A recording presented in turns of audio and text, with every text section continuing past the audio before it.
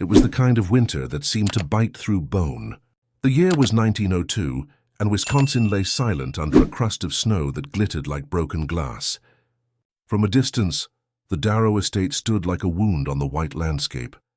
Its black wood panels already aged from decades of bitter cold. Its windows glowing with the faint light of kerosene lamps. The people in town spoke of Mr. Theodore Darrow in low tones, a man of wealth and land, but colder than the frost that covered his fields. He had once been praised for bringing industry to the outskirts of Neenah, where his mills churned profit, even in the dead of winter.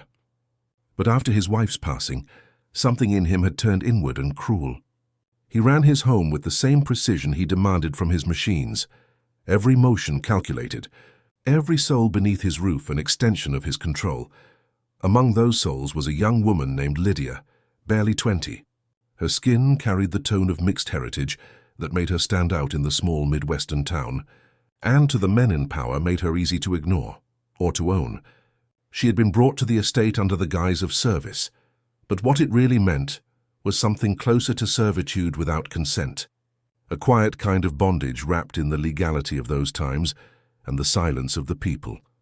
Lydia no longer remembered the voices of her brothers or the scent of her mother's kitchen. Darrow had seen to that. He had told her in those early days that the past was poison, that if she wished to survive in his world, she must erase them, tear their names from the inside of her mind. It was not enough that she worked for him. He demanded that her very identity be rewritten by his will. Each morning began the same. The sound of the clock striking 5, the smell of coal smoke heavy in the hallways. Lydia would rise, wash in cold water drawn from the pump, and move through the house like a shadow. She would polish the brass knobs, set the firewood, and draw the curtains wide to let winter light fall on marble floors that seemed to belong to another century. The Darrow mansion was an echo chamber of old grief and unspoken things. Paintings of stern ancestors lined the walls, their eyes following her as she moved. In the library, stacked with volumes of law and industry, Theodore Darrow would spend most of his days dictating letters to clients across the state. When Lydia entered to stoke the fire, he would pause mid-sentence, his gaze sharp and unreadable. "You do well to forget the things that don't serve you," he would say without looking up. "Her clean mind makes clean work." Lydia would nod, though every word felt like a blade drawn across the memory of her former self. She had tried at first to hold on to her family, their laughter, the rhythm of their voices, but the constant repetition of his orders, the isolation, the calculated punishment whenever she slipped, it wore her down until the memories began to fade like old photographs left out in the sun. Yet one memory refused to die. A face, her younger sister, Anna, staring through a wagon window as they were separated years before. It would come to her in dreams, a lingering ache that made her wake gasping, gripping the sheets until her hands trembled. On one such morning, while scrubbing the hallway floors, Lydia overheard 2 men Darrow had hired from town. They spoke near the entryway, their voices low. "Man like him don't last long," one said. "Word is he's losing the mill come spring.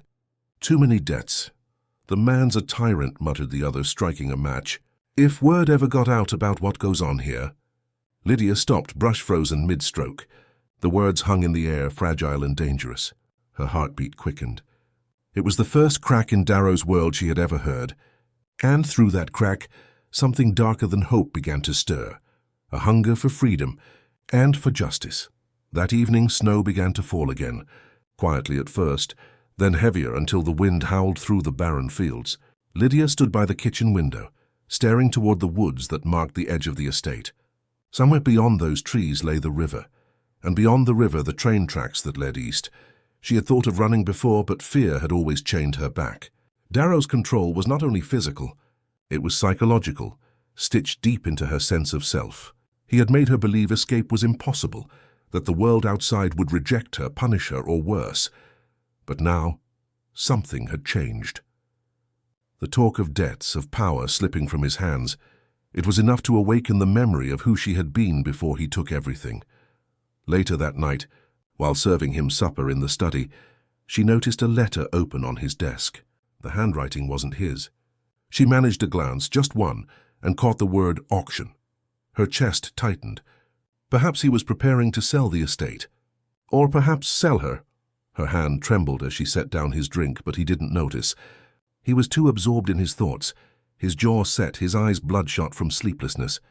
He was a man used to winning, but something about the way his fingers twitched told Lydia he was cornered. When she left the room, she lingered at the doorway just long enough to hear him mutter to himself, "They think they can take it all from me. I built this. I won't let it crumble." The door creaked as she stepped into the dim hallway. The clock struck 10. The house went silent, except for the soft rasp of the wind outside. Lydia climbed the back stairs to the attic, where her small cot waited, and sat there in the dark. Her hands ached, her mind throbbed from exhaustion, but beneath it all she felt something alive again, an old, dangerous thought. She could destroy him, not through anger, not through violence, but through revelation, through his own secrets. The same control he had used to strip her of herself could be turned against him, if she found the right moment. As the snow piled against the window, she whispered to the shadows, not as a servant, but as someone awakening from a long sleep. "I remember you." "Anna?" Outside, a train whistle cried somewhere far off in the night. Lydia closed her eyes, and for the first time in years she smiled. What she would do next would mark the beginning of Darrow's downfall. Morning came with the creak of wood and the smell of frost burning off the trees. The Darrow estate always woke before the sun, as if its walls themselves refused to rest. Lydia moved through the corridors, her footsteps softened by worn carpets and habit. Every turn of the doorknob, every clink of porcelain had a rhythm she had learned to perform without thought. But inside, a different rhythm had taken hold, a pulse that whispered of change. The master was already in the study when she brought his breakfast. Papers covered his desk like fallen leaves. He didn't look up as she entered. His voice, low and sharp, sliced through the stillness. "Another letter from Green & Co.'s, they threaten again." As if they understand what leverage means. Lydia said nothing. She placed his cup beside the papers, careful not to brush his hand. The steam from the tea fogged her knuckles. For a second, she wanted to lift her gaze, to see the face of the man who had stolen her memory, her name, her years. But she didn't. The moment would come later, she told herself. Not yet. That day, as the air warmed and the snow outside began to soften into mist, Lydia was sent into town with the housekeeper to purchase goods. It was rare that she left the estate, and rarer still that she saw faces untouched by Darrow's commands. The horses pulled the carriage along narrow roads, lined by naked trees and a sky that seemed always close to collapsing into grey. Nina was a modest town, a row of wooden storefronts, a church steeple, a coal yard stained with soot. People still whispered when they saw her. Some stared too long, some looked away too quickly. Lydia kept her eyes on the ground. The market noise hummed around her, a language half forgotten but strangely comforting. She caught fragments of ordinary laughter, the sound of coins clinking, the smell of bread fresh from brick ovens. It was the music of a world she barely remembered. Inside the general store, the housekeeper haggled for flour and oil, while Lydia stacked tins on the counter. Behind her, two men argued near a window. Their words came in pieces. "Darrow will lose that house, mark me. Bank's ready to seize it. He deserves worse," the other spat. "That man thinks himself untouchable." Lydia froze, every nerve awake. There it was again, the crack widening. She turned, pretending to study a shelf of soap, and listened. "Still, he's not stupid," one said. "He's hiding something. A ledger, maybe. He always keeps records, a ledger." The word stuck in her mind like a nail driven deep. Records meant power. Proof meant ruin. If Darrow's dealings were as dark as she suspected, those papers could be his undoing. When they returned to the estate, the wind had picked up, carrying with it the scent of pine and snowmelt. The sky hung heavy, the color of iron. Lydia unloaded the goods and went straight to the pantry, her thoughts turning over like wheels in her head. A ledger. Where could he keep it? That night, after the lamps were dimmed and the staff retired, Lydia lingered in the hallway outside the study. She could hear the faint rasp of his pen and the quiet click of his glass against the wood. Through the keyhole, a sliver of light painted the floor. He was writing again, his hand steady, his eyes intent. Papers stacked to his left, and just beyond them, a thick leather-bound book, its cover cracked, its spine faded from years of handling. The ledger. Her heart pounded so loud she feared he might hear it through the door. She stepped back, breath shallow. The risk was immense. If he found her near that room after hours, punishment would be certain and brutal. But she also knew she could not wait forever. The walls themselves seemed to whisper the same thing she felt in her chest. It's time. That whisper followed her even as she climbed to her attic cot later that night. The house sighed around her, timber shifting, snow sliding off the roof. But beneath it all another sound stirred, the wind rushing through the chimney, carrying faint, almost human tones. She lay awake listening, wondering if the house itself knew what she was about to do. The next morning, as dawn broke, Lydia set her plan. Darrow would ride into town before noon. He always met with the mill foreman on Fridays. That would give her 1 hour, perhaps 2. Enough time to find what she needed. When the moment came, it arrived quietly. The horses clattered down the path, his carriage fading into a blur of grey and frost. Lydia waited until the echo vanished, then slipped down the back staircase, her bare feet silent on cold wood. The air in the study was stale, heavy with cigar smoke and old rage. Papers lay scattered across the desk, but the ledger was gone, her stomach twisted. She opened drawers, shifted books, lifted ledgers bound in red and blue, but none matched the one she had seen. Then she noticed the clock on the mantel. A heavy brass piece carved in the shape of 2 lions. It sat slightly askew, leaving beneath it a patch of wood darker than the rest. She pressed her fingers there and felt it. An edge, a seam in the floor barely visible, a hidden compartment. Her pulse thundered. She knelt and pried it open, revealing a hollow space under the desk. Inside lay the book. She lifted it, brushing off dust, and opened to the first page. Rows of transactions ran down the paper. Dates, signatures, numbers written in his crisp, impatient hand. At first it was only bookkeeping, shipments, wages, material costs. But deeper in, the words shifted. Names appeared beside sums of money she didn't understand. And then, halfway through, sentences jumped off the page. Entries marked with initials and cryptic notes that spoke of bribes, intimidation, and the quiet purchase of lives. Her breath caught. There it was, proof. Proof that Theodore Darrow had not only enslaved her through deception, but trapped others under contracts signed through coercion, false debts, and violence. He had built his fortune on stolen hands and silenced mouths. A sound came from the hallway. Lydia froze. The steady rhythm of boots on hardwood. Her blood rushed cold. He had returned early. She shoved the ledger back into its place, forced the compartment shut, and crossed to the far end of the room. There was only one exit, the servant's stair behind the curtain. But as she reached for it, the door opened. Darrow stood in the threshold. His face was shadowed by the afternoon light, his eyes half hidden beneath the brim of his hat. "What are you doing here?" His voice was calm, too calm. Lydia lowered her head. "I came to dust, sir." The fire was out. He stepped forward, setting down his gloves. "The fire," he repeated, then looked at the ashes. The hearth was clean, better tended than usual. His gaze lingered on her longer than it should have. "You've been diligent lately." "I try to serve well," she said quietly. He smiled then, but it wasn't kind. "I expect nothing less." As he turned back toward his desk, Lydia slipped through the curtain, her heart hammering like a trapped bird against her ribs. The moment she reached the narrow stairs, she pressed her back against the wall, gasping silently. He hadn't noticed. At least not yet. From above, the muffled creak of the study floorboards told her he was moving.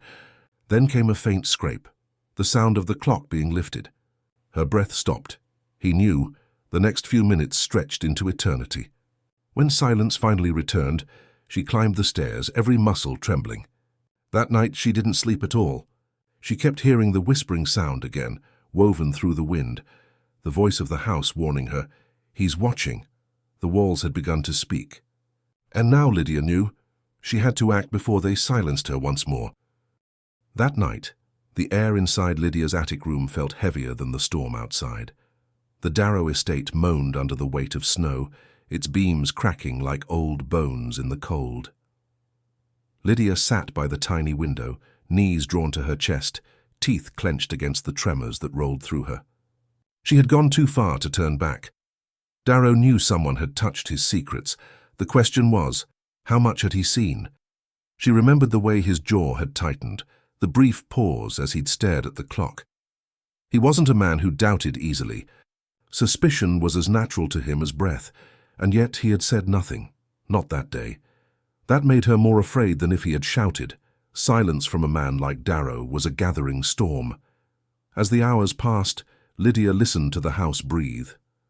The pipes groaned, floorboards expanded, and beyond the walls the wind screamed down the valley like some wounded animal. She could almost hear voices within it, hushed, overlapping murmurs. Maybe from memory, maybe from madness. "He knows," they seemed to say. "He knows." She rose quietly before dawn. Her plan was clear now, sharpened by fear and resolve. If Darrow suspected her, then every second she stayed under his roof was borrowed time. But escape without proof was worthless. She needed the ledger, copies, enough to expose him. And to do that, she would have to get close enough to touch it again. The household stirred early. Cook banged pots downstairs, cursing the draught that slipped through the windows. The stable hands cursed the frozen hinges on the carriage doors.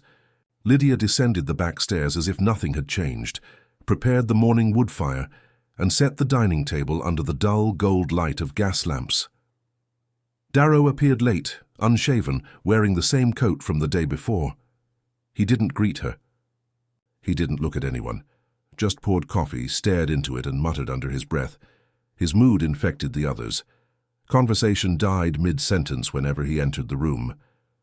The housekeeper shot Lydia occasional glances, as if sensing the tension that lay beneath the quiet routine. After breakfast, Darrow ordered her to the library to clean again, a task he rarely assigned twice in 2 days. The moment his words fell, Lydia's stomach twisted. He was testing her. Inside the library, the air smelled of ash and cold smoke. The fire from the night before had gone out completely. The heavy curtains trapped what little daylight there was. Every creak of the floorboards echoed unnaturally loud. She forced herself to work, dusting shelves, straightening books, but her eyes kept drifting to the desk. The clock sat slightly to the left of where she had found it. She needed knowledge, not panic. So while pretending to shake out a rug, she scanned the room for possible hiding spots, vents, drawers, hollow spaces behind paintings. She also noticed something new, a sealed envelope resting on top of the desk, stamped with the seal of Peterson and Harlow Bank. He hadn't opened it yet. Beside it lay the ledger, shifted half an inch closer to the center as if baiting her. She didn't touch it. Not yet. Instead, she picked up a scrap of paper from the side table and let her eyes trace the looped handwriting. It wasn't Darrow's. It was from a man named Benton who ran the mill. The note spoke briefly of arrests, of debts unpaid, and of documents to be removed before inspection. It confirmed what Lydia had begun to suspect. The authorities were closing in. The ledger wasn't just a record of corruption. It was the one object binding his empire together. Destroy it, and Darrow's entire house of deceit would fall. Later, while collecting wood from the cellar, Lydia crossed paths with Thomas, the youngest stable hand. He was lean, with wind-burnt skin and hands always smelling of oil and hay. He had joined the estate only weeks before, and unlike the others, he wasn't afraid to meet her eyes. "You're trembling," he said quietly when he saw her. "It's freezing down here, but that's not it, is it?" She hesitated before answering. "I touched something I shouldn't have." He frowned. "Something of his?" She lowered her voice. "Something that could end him." A long silence stretched between them. The sound of dripping water echoed through the cellar. Thomas looked at her, uncertainty pulling at his features. "You don't know me," he said. "But if what you say is true, I'll help you. That man's a wolf. Everyone in town knows what he's done." Lydia looked at him then, searching for deceit, but found none. His eyes carried the same kind of weariness she saw in her own reflection, someone born into silence and fighting to climb out of it. "If you help me," she said, "there'll be no going back." He nodded. "There's nothing worth going back to." That night, their plan took shape in whispers near the service entrance. Thomas would distract Darrow on Sunday evening during his visit to the stables. Lydia would seize those minutes to retrieve the ledger. She would tear out the most damning pages, hide them beneath the lining of her dress, and hand them to Thomas before midnight. He would pass them to a contact in town, someone who owed him a favor at the post office. By the time Darrow noticed, letters would already be on their way to the sheriff and the Milwaukee Tribune. But no plan ever unfolds as cleanly as it's drawn. Sunday came with a brittle sky, sharp and brilliant after a week of storm. The fields shimmered with crusted snow, the branches heavy and glittering. Inside the mansion, silence reigned again. Darrow spent all morning pacing from study to cellar, muttering about betrayal, firing 2 workers on suspicion alone. Lydia stayed invisible, her expression blank, her pulse wild. At dusk, the sound of hooves echoed from the stables, Darrow's signal inspection. Lydia slipped into the study, pulse steadying now not from fear but precision. The lamps cast golden light across the ledger's cover. It was almost too easy. She opened it, tore the section she needed, and folded it against her chest. Then came a sound, a faint creak behind her. She turned. The silhouette in the doorway wasn't Thomas. It was Darrow. His mouth curved, half amusement, half menace. "I thought so." He stepped inside, and she could see the revolver glinting at his side. "I wondered which of you it would be," he said softly. "The mouse or the boy from the stables? I had money on both." Lydia didn't move, her hand pressed to her chest, feeling the fragile outline of the stolen papers. Darrow came closer. "Do you think the law cares for your kind, Lydia? You think they'd read your story in the newspaper and call you hero? They'd call you thief, traitor. You'd hang like any other criminal." His words hit hard, but not enough to shake her anymore. "I'd rather hang with my name in my mouth," she said, "than live with yours in my head." For a moment he froze. The calm, calculated mask slipped, revealing something raw and violent behind his eyes. Then, before he could speak, footsteps sounded from the hall, quick, steady. Thomas burst in, shovel in hand, breathing hard. "Run!" he shouted. Lydia didn't wait. She darted past Darrow, nearly colliding with the wall as the revolver fired. The bullet buried itself in the frame beside her head, splintering wood and spraying dust. She sprinted through the corridor, heart pounding, the torn papers digging into her ribs. Behind her, Darrow roared her name, his voice echoing off every wall like thunder. Lydia didn't look back. She knew there was no going back. The night broke wide open as Lydia fled the Darrow estate. The front door shuddered under her shove, and the cold slapped her face with brute force. Wind whipped across the yard, scattering the snow into ghostly spirals. Her feet sank deep into drifts as she ran, breath tearing out of her chest in sharp gasps. Behind her, the house blazed with light. Darrow's shouting voice carried over the wind, furious, guttural, unrecognizable. She didn't dare glance back. The papers pressed tight against her chest were all that mattered now, the proof, the weapon. The snow swallowed her sound, but her body burned from the sprint. Each step felt heavier as the woods approached, trees clawing at the sky like blackened fingers. She stumbled once, crashing into the frozen earth. For a moment she couldn't breathe. She pressed herself against the ground, heart hammering in her ears. Far in the distance came the faint jingle of reins, then the crack of a whip. Darrow was in the carriage. He was coming. Thomas had said he'd meet her by the old mill road near the bridge. If he hadn't made it, she was done. The cold cut through her dress, seeping into her skin, but she forced herself upright and pushed deeper into the trees. The world narrowed to the sound of her own ragged breathing. Branches clawed at her arms. Her shoes, soaked through, crunched on hard ice. She followed the frozen creek, its surface glittering pale blue under the moonlight.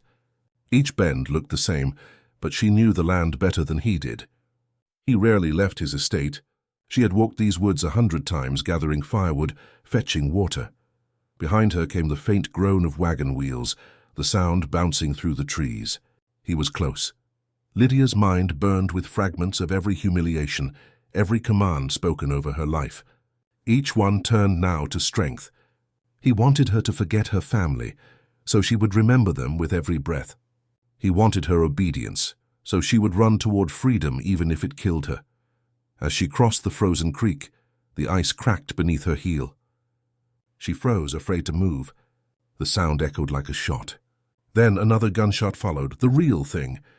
The bark of a tree exploded inches from her face. She threw herself forward, rolling into the snowbank, just as the bullet whined into the night. "Lydia!" His voice tore through the wind. "You can't run from me." She crawled low, teeth chattering, then broke into another desperate sprint. The forest thinned ahead. The bridge lay beyond that clearing, less than 200 yards. She could almost see the faint outline of the wooden rail. A shape moved near it. A lantern swinging high. "Thomas, here," he yelled, waving her on. "Hurry!" She stumbled once more but forced her body forward. The sound of hooves thundered behind her now, closer with every heartbeat. The light from Darrow's lantern flickered through the trees like a wildfire spreading fast. She reached the road as Thomas grabbed her arm, pulling her toward the bridge. His breath came in sharp clouds. "Did you get it?" he shouted over the wind. She nodded, clutching her chest. "The proof. It's here." He turned, scanning the road. From the darkness behind them, Darrow's carriage burst into view. Horses foaming at the mouth, wheels slipping on the snow. His face was white with rage. "Go!" Thomas yelled. "I'll hold him off." Before Lydia could protest, he swung a lantern high and hurled it into the path. It shattered, flames flaring bright against the churned snow. The horses reared, screaming. The carriage jolted sideways, one wheel snapping against a stone post. Darrow leapt free, revolver in hand. Thomas grabbed the reins of their own wagon, an old supply cart hidden under the bridge, and hauled Lydia inside. The horse bolted forward as Darrow fired again. The first shot whizzed past her head. The second struck the wood beside her hand, splinters slicing her skin. She ducked low, clutching the torn papers tight as Thomas lashed the reins. The bridge trembled under the horse's frantic steps, then gave way to the open field beyond. Behind them, Darrow's screams faded into the storm. For a moment there was nothing but pounding hooves and Lydia's heartbeat, the two sounds blending into one. The wind slashed tears from her eyes, but she didn't care. They were free for now. They rode for nearly an hour, heading north toward Appleton. The snow grew deeper, covering the ruts in the road. The horse slowed, exhausted, its breath clouding thick in the air. Thomas finally pulled the reins near a cluster of birches by the river. They dismounted in silence. Lydia's limbs ached as she stepped into the snow. Her hands shook, not from cold now, but from the enormity of what she'd done. Thomas lifted the lantern from the cart, shielding the flame with his hand. "We'll rest here," he said quietly. "It's safe for a while. He won't follow far tonight." Lydia nodded, collapsing beside the frozen riverbank. Her hair clung to her neck, damp with sweat. The papers were still tucked close to her chest, safe. She pulled them out, checking their edges, her breath trembling. Thomas crouched beside her. "You should burn them after you make copies," he said. "Don't risk him taking them back." She shook her head. "Not yet. These words, this ledger, are everything. I want him to see it ruin him first." The firelight flickered across her face, revealing the calm steadiness in her eyes. The girl who had once moved like a shadow through those cold hallways now sat straight-backed and alive, her fear replaced with something sharper. Purpose. Thomas hesitated, studying her expression. "You've changed," he said.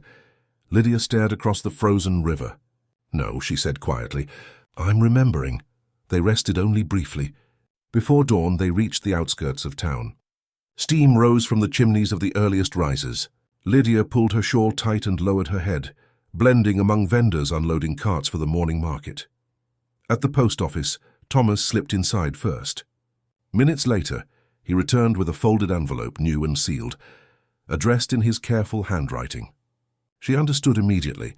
He had copied the pages during the brief stop. "It goes to the Tribune," he said, "and another to the sheriff. By noon the story will be halfway to Milwaukee." Lydia looked at him, her throat tight. "You risked everything. So did you."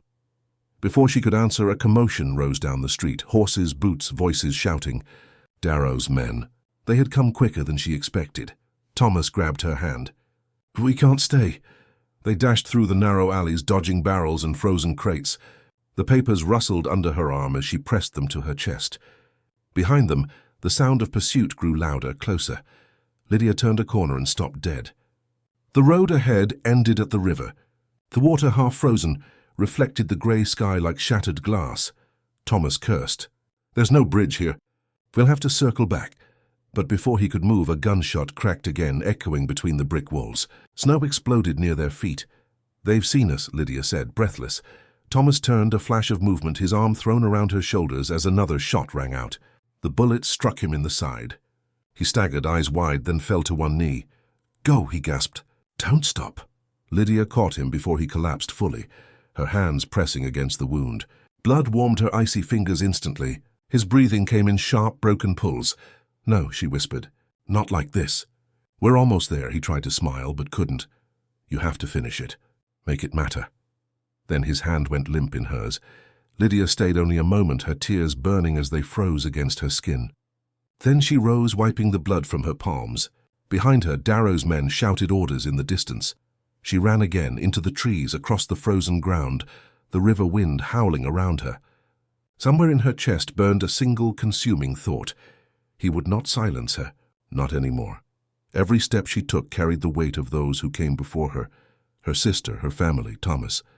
Each one had been taken or broken by men like Darrow. She had the proof, the truth, and soon she would have justice. As the sky brightened in pale grey light, Lydia disappeared into the northern woods, leaving behind blood-soaked snow, a body, and the beginning of Theodore Darrow's fall. Dawn crept over Wisconsin in a thin veil of mist, pulling color back into the frozen world. The little town of Neenah stirred awake to the clang of church bells and the grind of wagon wheels over ice. Smoke curled from chimneys, blending with the pale light easing over the river. No one yet knew that something was shifting beneath their quiet routines, that justice, long asleep in this town, had begun to stir. Lydia arrived just after sunrise, hidden beneath a borrowed shawl from a woman who had taken pity on her along the road. Her boots were caked in frozen mud, her breath trembling as she stepped into the main square. The folded pages pressed tight against her ribs were soaked from melted snow, their ink smudged but still legible. She could not stop thinking of Thomas, of the blood that stained her hands and the promise she had whispered before leaving him behind. The streets were already busy. Merchants shouted across the square, their voices echoing off brick and stone. A line of men queued outside the mill office, waiting for wages. Lydia slipped among them, just another face in the morning haze. She kept her head down.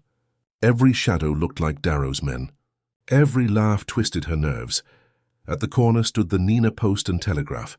Inside, the clerk stamped envelopes and clipped papers with sleepy repetition. Lydia stepped forward, heart pounding, and pulled a small, sealed envelope from under her dress, the one Thomas had finished before he died. "This must reach Milwaukee by noon," she said, her voice low but steady. The clerk, a man in his 40s with spectacles fogged from the warmth, nodded absently. "Train leaves in 30 minutes, he murmured. "It'll be there by midday." She slid the money across the counter, every cent she had stolen from Darrow's desk that morning. "Make sure it does." As the letter vanished into the metal box, Lydia's pulse slowed for the first time in days. It was done. The truth would travel faster than Darrow could run.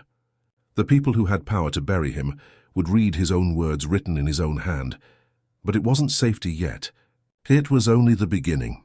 She left the post and found a small cafe near the church, where frost still clung to the windows. The warmth inside hit her like a wave. She took a corner seat away from the door and watched the town awaken through the glass. Carriages rolled by. Children darted between them. Life, for the first time in years, felt real. A waitress stopped by her table. "You look half frozen, dear." "Coffee?" Lydia nodded. When the mug arrived, steaming and black, she took it carefully between her hands. It felt like holding something alive. Through the cafe window, she noticed men moving with unusual speed across the square. Darrow's men. 2 of them she recognized. They scanned each alley, questioning anyone who met their gaze. Her stomach tightened again. She couldn't stay. Leaving a few coins on the counter, she slipped out the back door and into the lane behind the general store. The wind carried the distant sound of shouting, her name perhaps, or orders barked in frustration. She didn't turn to find out. By late morning, the news began to spread. The newspaper office on Water Street received a telegram from Milwaukee Tribune headquarters, a message asking for immediate confirmation of documents implicating Theodore Darrow in fraud, bribery and unlawful indenture. The report had already been typeset and sent for distribution. Within hours, every major paper in the region would carry it. Inside the cold rooms of the mill, workers muttered to each other, whispers spreading faster than smoke. By noon, those whispers reached the merchants and townsfolk, who gathered by the post office demanding answers. Darrow's name became a hiss of scandal before the sun reached its peak. Lydia watched it unfold from the shadows of the alley near the church, hidden beneath her shawl. Her body trembled as she listened to the voices rising around her. Some cursed Darrow's cruelty. Others couldn't believe it, but all of them were talking, and that was enough. By mid-afternoon, a sheriff's carriage drove up the hill toward the estate. The officials carried papers bearing warrants. Lydia stood at the edge of town and watched as the black dots of their silhouettes disappeared into the distance. Snow began to fall lightly, soft as ash. The world felt slow, almost peaceful. She thought of Thomas again, his voice that last moment at the river. Make it matter. She prayed he could see now that it did. The ledger had spoken, and the walls that once confined her would soon crumble with it. As the hours passed, tension rippled through the streets. Whispers turned to rumors to shouts. By the time dusk arrived, horsemen galloped down from the Darrow estate with news. The master of the house had been taken away in shackles.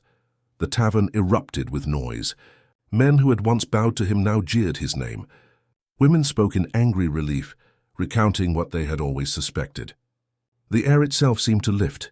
Lydia stood at the bridge at the edge of town, watching the lights flicker in the windows below.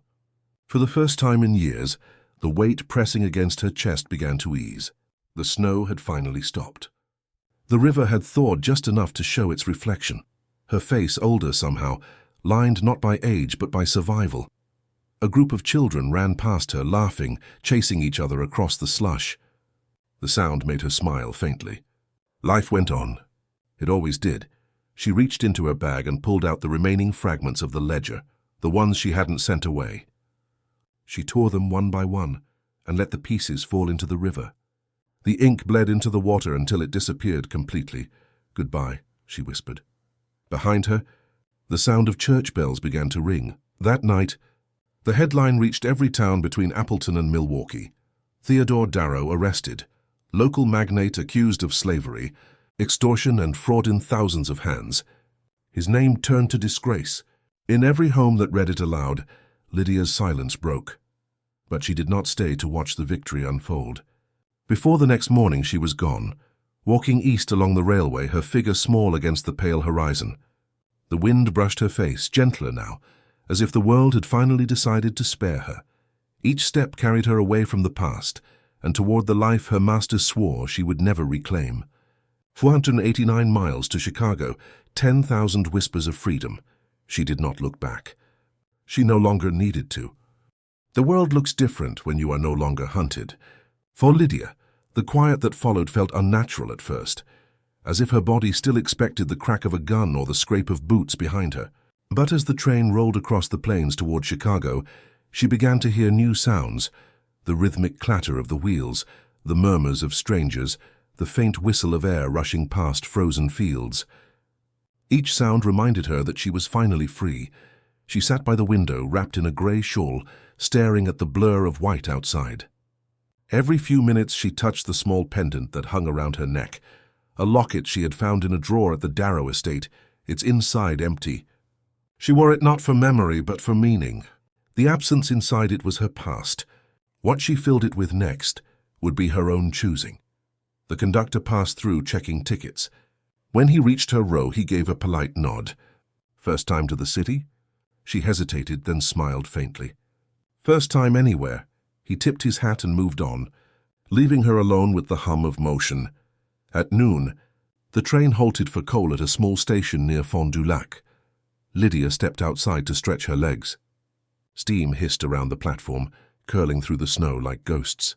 People came and went, merchants, travelers, families bundled in wool. One woman watched her with curiosity, noting her tattered boots and raw hands. Lydia met her gaze steadily until the woman looked away.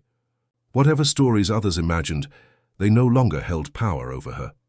As the whistle blew, Lydia climbed back aboard and found herself seated across from a man reading the Milwaukee Tribune. The headline she already knew stretched across the front page: Darrow trial set. Evidence confirms fraud and abuse. The rest of the story detailed everything: the hidden contracts, the deaths at the mill, the testimony of workers who had come forward since the arrest. Lydia pretended not to notice at first, but her eyes traced the lines. Her own words, written anonymously under the alias A Servant of Truth, appeared halfway down the page. Thomas would have smiled to see it. It was justice in print, permanent and real. She felt no triumph reading it, only a quiet clarity, the kind that comes when a storm finally breaks. 2 days later, she stood in Chicago beneath gray skies and the noise of 1,000 voices. Smoke lifted from factory chimneys, carriages clattered down cobblestone streets, and the air carried the smell of coal and steam. The city was alive in a way she had never known, overwhelming, vast, strangely kind. For the first time, she could choose where to go. She found a room above a tailor's shop on Madison Street. The woman who owned it, a widow named Mrs. Keating, took her in without many questions. "Board's cheap if you can work a needle," she said. Lydia nodded, grateful to have work that required skill instead of silence. Days became weeks.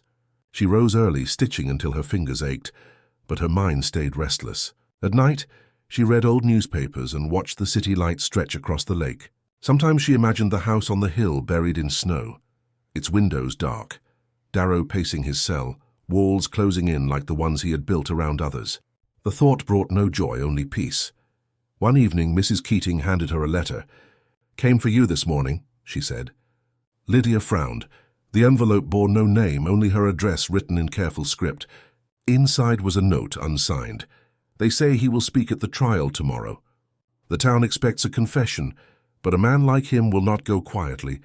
If you attend, be prepared to see what guilt does to the proud." The words made her stomach tighten. She hadn't intended to return, but something in the message compelled her to stand there, to see him one last time, to end it properly. She decided before she could talk herself out of it. The next morning, she boarded the first train back north. The courthouse in Appleton stood tall and white against the winter sky. A crowd gathered outside, bundled in wool coats, breath fogging in the cold. Lydia joined them quietly, her shawl pulled low.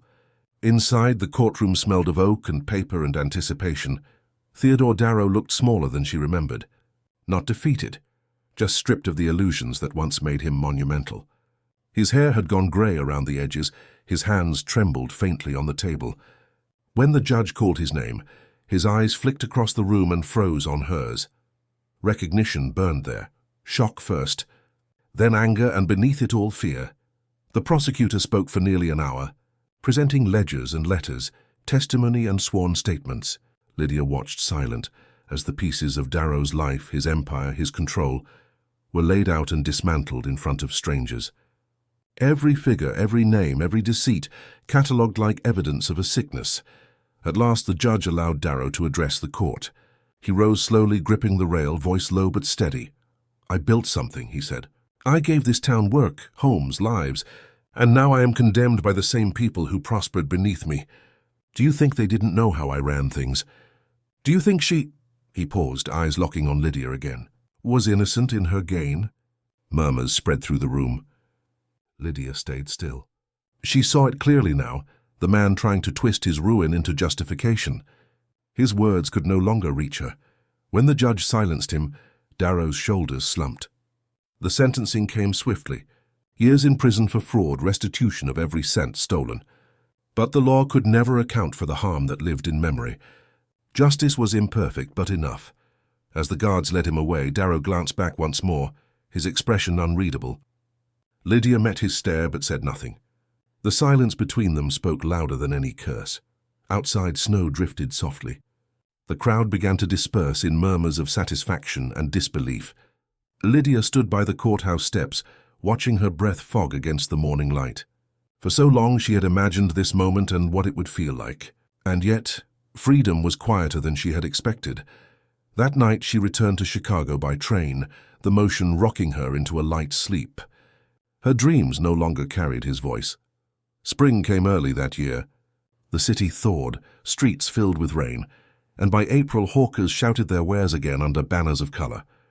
Lydia had saved enough to open a small place of her own, a dress shop near the river. Women came daily for fittings, drawn by the fine work and the quiet grace of the seamstress who never raised her voice.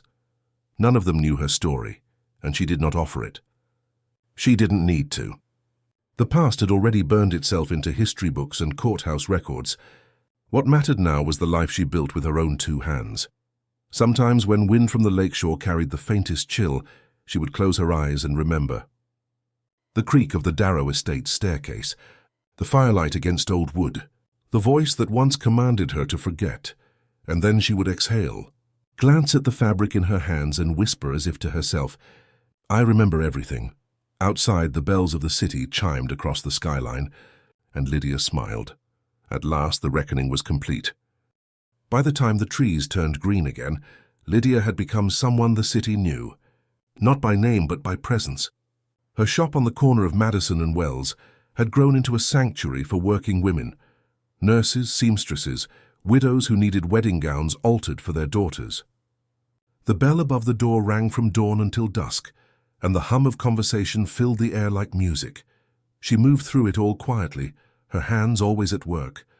The rhythm of cutting and stitching had a strange peace to it. Each thread drawn through cloth felt like closing a wound. It wasn't the life she once imagined for herself, but one she had built alone, without permission, without chains. Sometimes customers asked about her accent. It had softened but not vanished. "Where are you from?" They'd say kindly. She'd smile a little and answer, "Somewhere very far away," and that was always enough. On a Sunday in June, as the heat shimmered across the rooftops, a letter arrived bearing a Milwaukee postmark. Lydia hesitated before opening it. Inside was a single sheet written in neat script. "Theodore Darrow has taken ill. The sheriff believes he will not live long. He asks to see you." She stared at the words for a long while, her fingers twitching as if to tear the paper apart. But the years had tempered her anger into something quieter, curiosity mixed with unease. There were no debts left between them, she told herself. Yet the thought of looking into his eyes again, the man who tried to erase her entire world, felt like closing a circle she had left open too long. 3 days later, she boarded a train west. The prison stood on the outskirts of Waupun, grey stone and iron framed against open sky. The guard at the gate looked surprised at her arrival. "He's not received visitors in years," he said, leading her through the echo of corridors. "Doesn't speak much now. Won't eat, just waits." When they opened the cell door, the sight that greeted her was not the man she remembered. Darrow sat hunched on a wooden bench, his body thinned by confinement, his hair white, eyes hollow but still sharp beneath the shadows. A cough racked his chest when he tried to speak.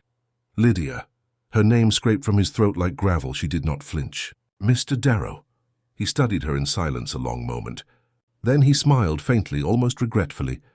"You're older now, stronger. I thought you'd left this world behind." "I have," she said. "But you called me back." His fingers twitched and he coughed again, fighting for breath. "I needed to see what became of you, to know whether I succeeded or failed." Her voice was calm. "You failed."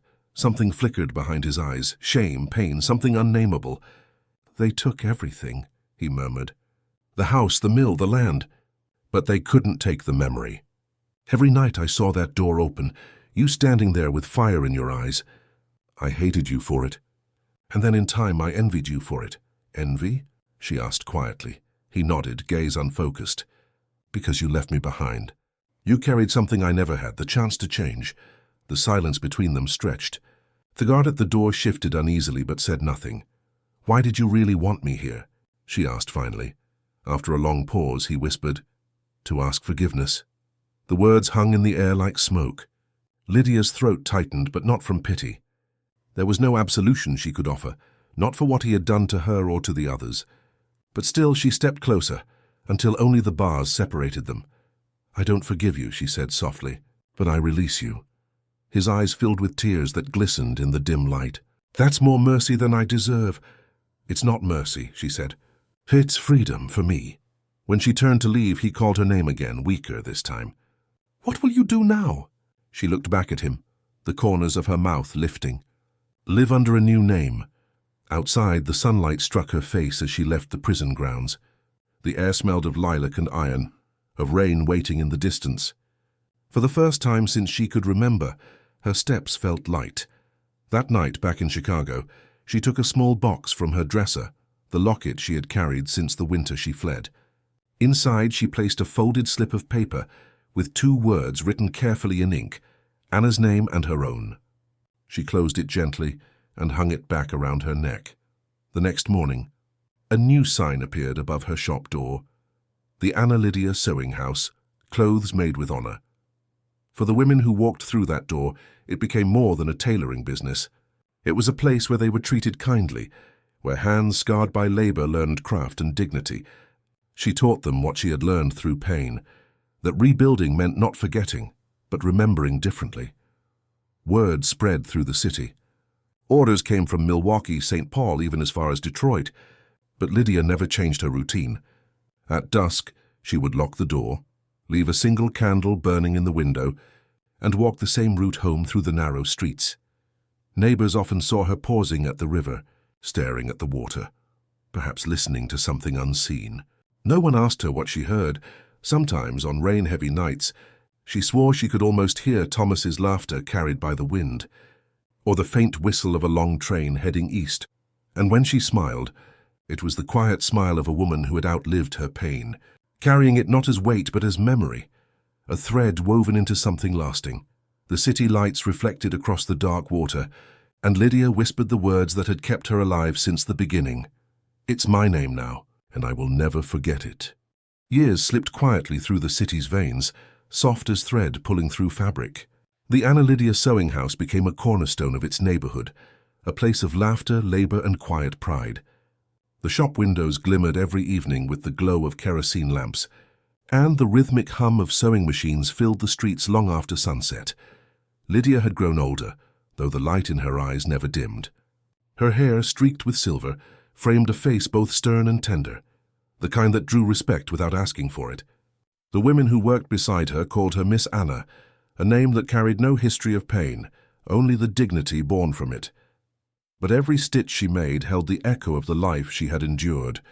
She never spoke of it to her apprentices, though sometimes they caught her staring into the distance, her hands motionless over the fabric, as if remembering a pattern that existed only in memory. One evening, as dusk poured over the city, Lydia sat by the window finishing a wedding veil. The lace was thin as frost, delicate as breath. It reminded her of her mother's stories, of the way she used to hum while working beside the fire. Moments like these, the sound of thread sliding through cloth, the heartbeat rhythm of the needle, were her peace. A knock sounded at the door. She looked up to find a young woman standing there, hesitant but smiling shyly. "Are you the owner?" the girl asked. Lydia nodded. "Come in, dear. What do you need?" The girl stepped inside, clutching a folded newspaper. She set it gently on the counter. The name printed across the page caught Lydia's eye. It was her own, though she hadn't used it in years. Milwaukee Tribune, the Lydia Darrow case. 20 years later. Lydia's hands trembled slightly as she picked it up. The story recounted her testimony, redacted for safety, and the ultimate fate of Theodore Darrow, who had died in his cell a decade earlier. But what caught her breath was the second half of the article. It spoke of the women who had followed her example across Wisconsin and Illinois, small cooperatives and workshops founded in her honor. The Anna Lydia Sewing House, it read, had become the foundation for the Women's Guild of Trades and Needlework, the first organization in the region devoted to employing and educating impoverished women. The young visitor noticed her silence. "My mother started one of those guilds," she said. "She wanted me to find you. She said without you, none of us would have had a chance." Lydia looked at her, heart swelling with quiet disbelief. "What is your name?" "Sarah Benton," the girl said. "My family worked in the mills once." Benton. The name pulled something deep within her.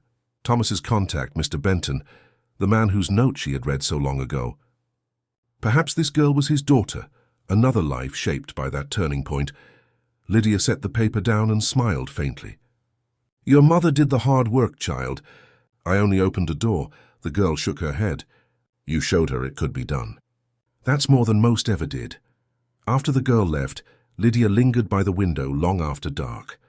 The lamps flickered in the workshop behind her. She could hear her apprentices laughing softly, finishing their tasks before heading home. Outside, the city lights stretched endless, the sky clear and kind. It struck her how far she had come, from the cold silence of a house on a Wisconsin hill to this small refuge humming with life and purpose. Every scar, every loss, every step had led here. Later that night, She sat at her work table, took out a fresh sheet of parchment, and began to write.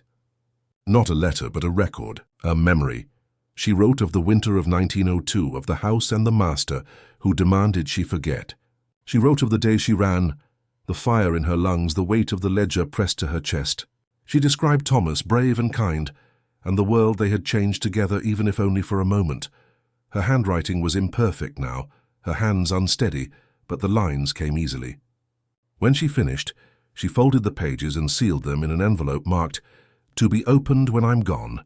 Then she placed it inside the same locket box on her dresser and lay down to rest. Weeks turned into months. The shop continued without pause, and to her apprentices, Lydia became less a person than a story, a woman who had survived something no one could name yet inspired everyone to stand taller. When winter came again, she fell ill. Pneumonia crept in quietly, leaving her too weak to rise from bed. The women she had taught took turns caring for her, bringing tea, reading small articles from the paper, telling her how the guilds were expanding, how women from factories sought training at every new branch. She listened with a faint smile. "Good," she would whisper. "Keep building. Don't stop." On her last morning, snow fell outside the shop window. She asked to be moved closer to the light. They set her chair beside the glass, where she could see the children passing in the street, their laughter landing gently on the frozen air. Her breath came shallow and slow. She reached out for the nearest spool of thread and held it between her fingers. "This," she said softly, "holds everything together. Remember that." A few hours later, the light in her room dimmed and she was gone. Peacefully, quietly, like the sound of a final knot being tied. When they found the letter days later and opened it, the women gathered to read every word. Some cried. Others smiled. And when they finished, they wrapped her locket around the handle of the old sewing machine that had started it all. They renamed the shop once more, carving the words onto a brass plate by the door. "The Lydia Foundation. Strength is something we make." Years after, travelers in Chicago would pass the corner on Madison Street and hear the steady rhythm of sewing machines inside. They'd see women laughing through the windows, their hands moving in unison, thread glinting in the light. And somewhere in that quiet persistence, in the workmanship, the faith, the memory, Lydia lived on, not as a victim, not even as a survivor, but as a creator. The legacy of her hands would never unravel. Every family hides secrets, some so dark they should never see the light of day. Here, we open the doors to those shadowed pasts, uncovering hidden crimes, silent pacts, and stories that echo like ghosts through the halls of memory. If you've made it this far, it means you also carry that forbidden curiosity. So don't hesitate. Subscribe to the channel now, turn on the bell, and follow our next revelations. Because every day, new secrets emerge, and only those who dare to face the truth remain to hear them.